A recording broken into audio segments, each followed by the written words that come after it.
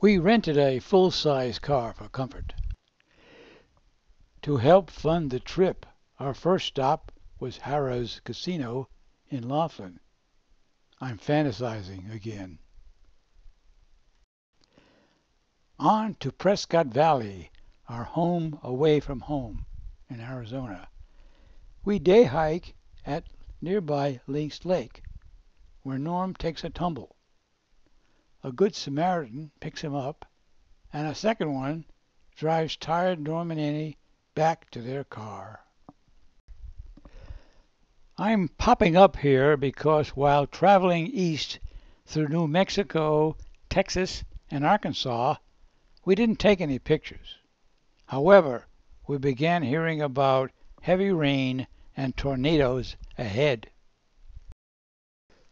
We would tune into the Weather Channel each night, but it kept looking just like this.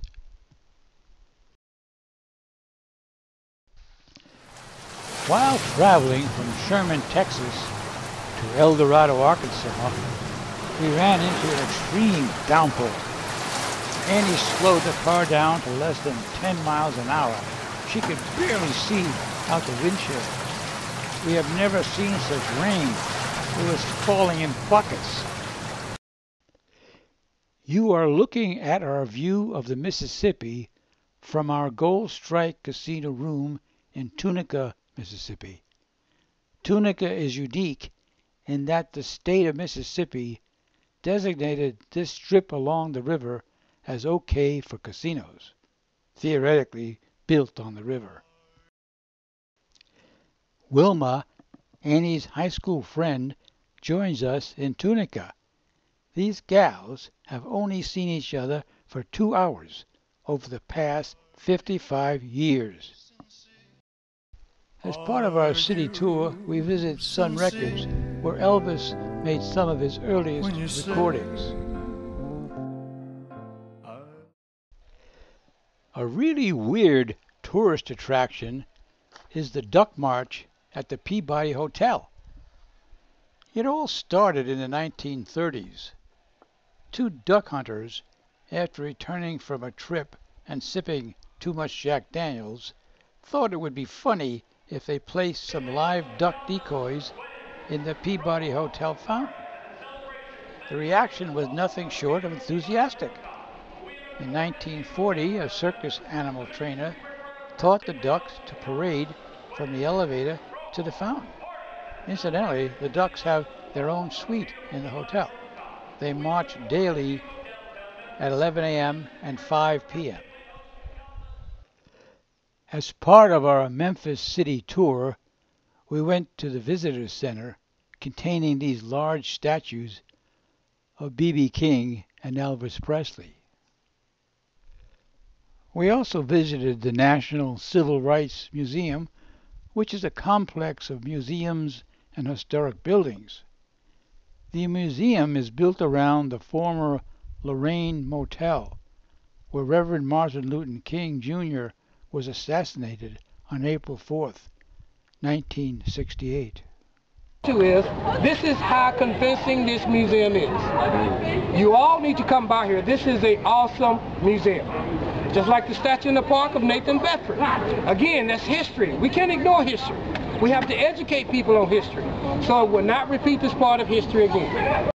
Today we are taking a guided tour on the Mississippi aboard a paddle wheel steamboat. This is the Memphis skyline just after we shoved off. They're on the lunch. Right? They're underneath the stairwells. And we have children on board. Please keep an eye on them. They are very, very quick. And they can fit under things. So take care. Other than that, welcome aboard, as I said. If you look off to your immediate right, you're going to that tested him to the extreme. And he became one of Memphis's heroes. Okay, we're looking at the houses over there on shore. That's a low-rent district, of course. Yeah, right. You know, it's right up there. I guess that's the 1% that own most of the United States. $1 million wouldn't get you one floor on that. You wouldn't even get close. $1 million? No way.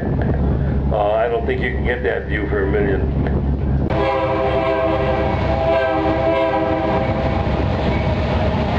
Our captain here is liable to retard that whistle. If you look up, though, you're going to see something different. Right above us, the bridge we're going under right now, there are 2 road beds. You know, I have to tell you, ladies, to me, this is kind of pretty. I know it looks like a rusty old set of hulks to you, but I feel a kinship with anybody who sails or uses the water to make a living or to get from one place to another. It's just a way to do it. It's a great way to live.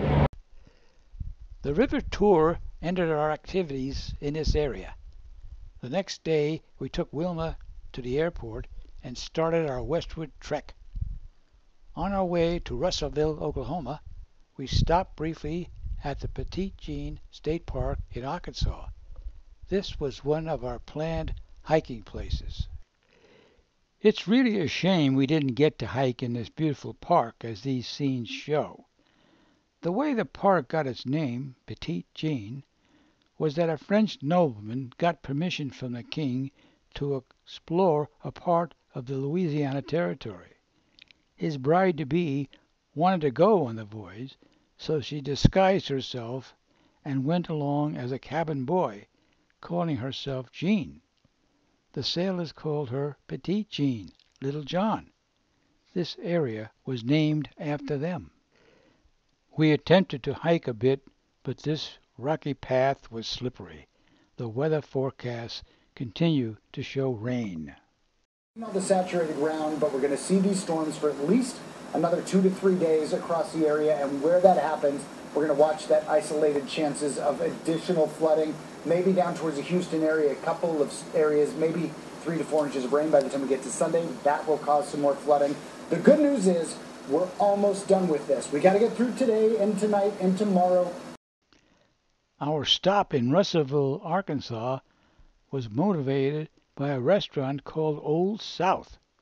On several of our cross-country trips, we have eaten there because of the fabulous fried chicken. Patrons have to wait 30 minutes while the chicken is made from scratch. In the morning we had breakfast there, biscuits and gravy, plus homemade sausage. Yummy!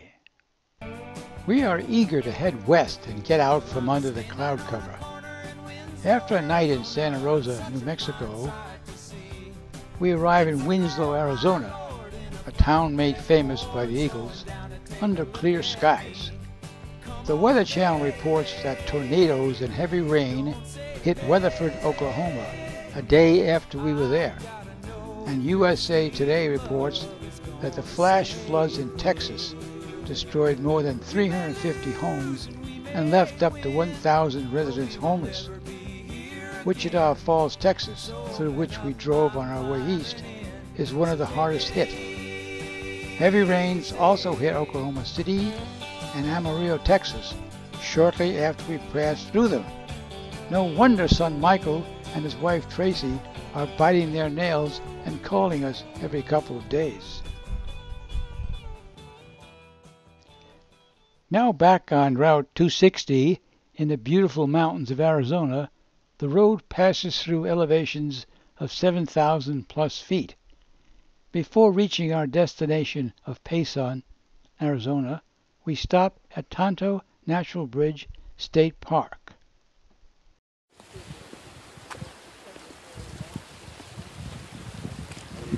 What a beautiful little park this is, State Park in Arizona.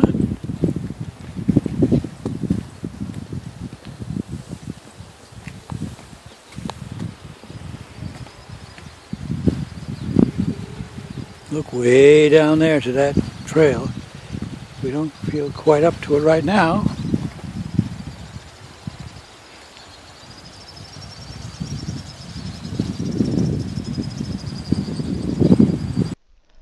Our fascination with the stream-carved arch is short-lived, as Annie is hit by extreme dizziness and nausea.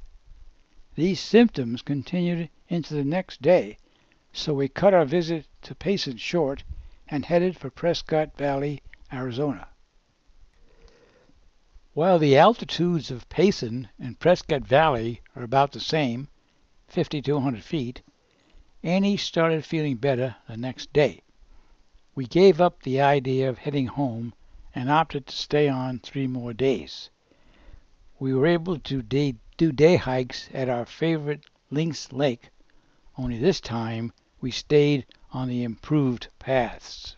So after 25 days on the road, dodging rain and tornadoes, we headed home on June 2nd. We had 2 objectives for the trip: hike in Arkansas and meet up with Wilma.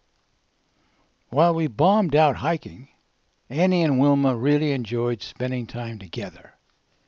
The trip was also beneficial as it served as a reminder of California appreciation. Bye for now.